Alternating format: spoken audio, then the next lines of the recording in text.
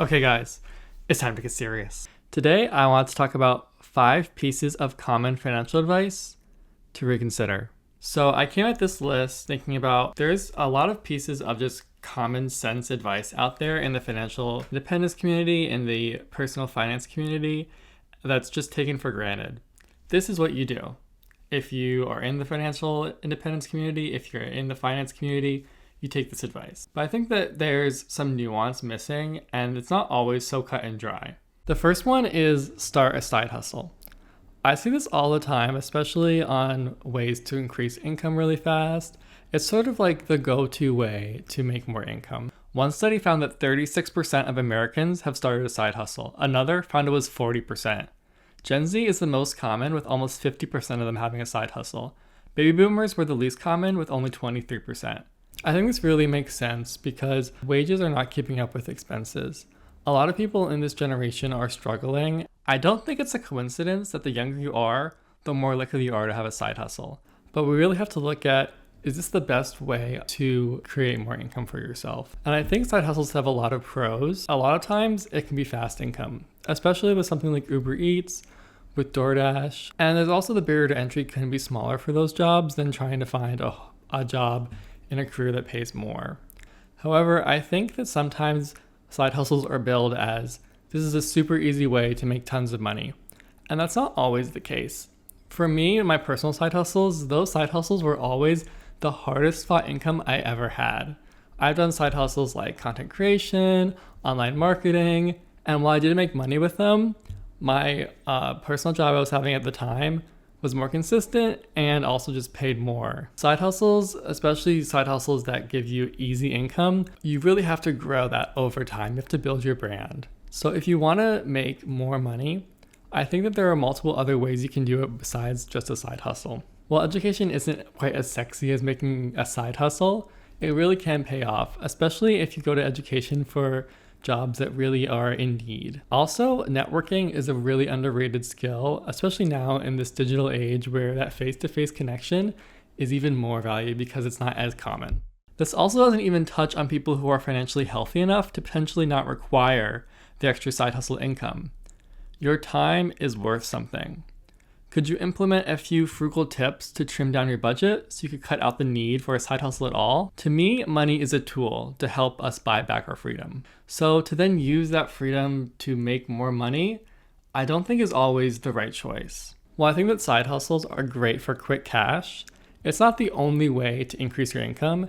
And in my opinion, it's not even the best way to increase your income in the long run. The next common money advice to reconsider is using money tracking apps. Tracking your expenses in a budget is one of the best ways you can get a grip on your finances and move towards being more financially independent. And one of the most common pieces of advice to do this is with a money tracking app. For instance, you might have heard of things like Credit Karma. These apps can help categorize your transactions to automatically make your budget. However, should you be using those apps?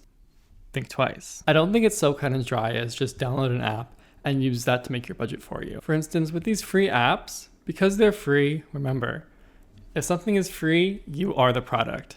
That's a great quote that you should always remember. So because you are the product, these apps will oftentimes use targeted advertisements to be sent to you. AKA, you can think of it as them selling your data.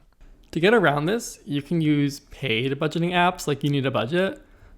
And I'm not sponsored, but I guess they could sponsor me if they wanted, but I'm not. You Need a Budget, for instance, is over $100 a year. And for the majority of the people that use it, that's a bargain for how much it saves them. Finally, you could use free budgeting tools such as Google Sheets or Excel to manually input all your expenses, but of course that takes time. So I think this is a question of what do you value? Do you value time? Do you value convenience? Or do you value privacy? There are no wrong answers, but it's worth deciding for yourself instead of someone else deciding for you. The third is using money envelopes. This is a really popular way to budget where you put money into envelopes and then only spend the money that's in the envelopes. I think this is popular because in the age of social media, it looks really aesthetic and it's kind of cool, I think. I think that's maybe part of the appeal, I don't know. And also I think it helps because it's really visual, but I think for people who don't need that visualization to help them, it really is not that helpful. So I think you really need to look at what your weaknesses are I want to make a whole video on money envelopes, so if you have used this method and you either liked it or didn't like it, I would really love for you guys to comment down below and let me know. Number 4 is hitting your budget/saving rate no matter what.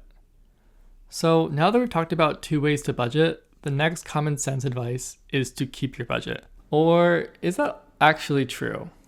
One of my favorite quotes from this podcast called Choose FI is, "Life is lumpy. Things change. Opportunities come up."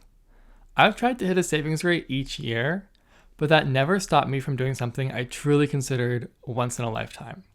For instance, a concert or a big trip I've been thinking about for my whole life. If that meant my budget was in the red that month, okay, I was just a little bit more frugal the next month. There's definitely a nuance to this. If you do this every month, then yes, what is the point of your budget? If you're going into credit card debt for a fun little trip, is that worth it? This is about trusting yourself. I think personally, once you've gotten to a place where you've made your budget and you know you can stick with it for several months in a row, then it's okay to have that wiggle room. So to just always say that I'm going to hit my budget no matter what and anything else is a complete failure, I think is actually setting yourself up for failure. Allowing yourself to go over your budget if something does actually come up, even if it's something fun that you really want to do, is making yourself just be more accepting of the inevitable bumps in the road. I think that sometimes what happens is people will set up a budget and then the first signs of failure, they'll just give up. They'll say, oh, I can't take this. But I think by allowing yourself to have little hiccups and getting back on the horse and trying again, even stronger the next month, will actually be more healthy in the long run. And if you do go over, go under the next month, because you never know when an emergency will come up that you truly have no choice but to blow the bank. The final one is maxing out your 401k.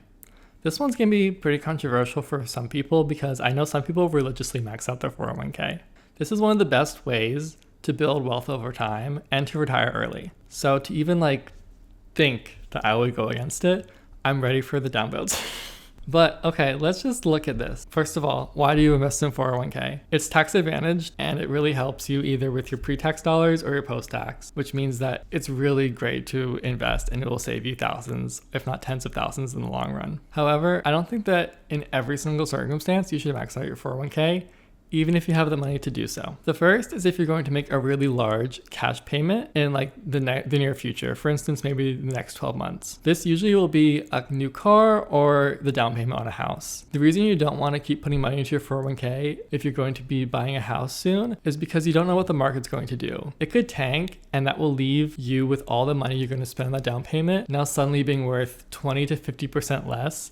And now you can't buy that dream home you wanted to. So if you do want to start to buy a house, you might want to think about stopping to invest in your 401k and instead building up that cash that'll be used for your down payment. Depending on the purchase, this can also incur extra fees from taking money out of your 401k. The other reason you might not want to invest in a 401k and instead invest in a traditional brokerage account is because of high 401k fees offered at your work. Expense fees are basically the percentage you have to pay yearly for the privilege of investing your money into whatever stock or bond portfolio is offered at your work. A low expense ratio is anywhere from 0% to 0.5%. However, if your work has really high expense fees, such as 2% or more, you're losing out on a lot of growth. This will definitely depend on what your work offers, but if the expense ratios for your 401k are really high, for instance, greater than 2%, the math starts to not actually work out in your favor. While 2% more in fees sounds small, this chart shows that with a starting balance of $500,000,